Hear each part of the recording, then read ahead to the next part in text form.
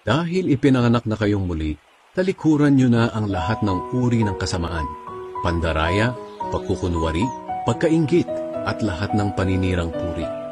Gaya ng sanggol na bagong panganak, manabik kayo sa dalisay na gatas na espiritual, upang lumago kayo hanggang makamtan nyo ang ganap na kaligtasan. Ngayong naranasan na ninyo ang kabutihan ng Panginoon. Siya ang batong buhay na itinakwil ng mga tao pero pinili ng Diyos at mahalaga sa paningin niya. At habang lumalapit kayo sa Kanya, kayo na tulad din ng batong buhay ay itinatayo ng Diyos bilang isang gusaling espiritual. At bilang mga banal na paring pinili ng Diyos, nag-aalay kayo sa Kanya ng mga espiritual na handog na kalugod-lugod sa Kanya, dahil ginagawa niyo ito sa pamamagitan ni Hesukristo. Sapagkat sinasabi ng Diyos sa kasulatan, "May pinili akong maghahari sa Zion, tulad niya'y mahalagang bato na ginawa kong pundasyon. Ang sumasampalataya sa Kanya ay hindi mapapahiya.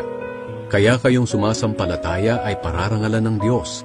Ngunit sa taong hindi sumasampalataya ay naganap ang sinasabi ng kasulatan. Ang batong itinakwil ng mga tagapagtayo ay siyang naging batong pundasyon.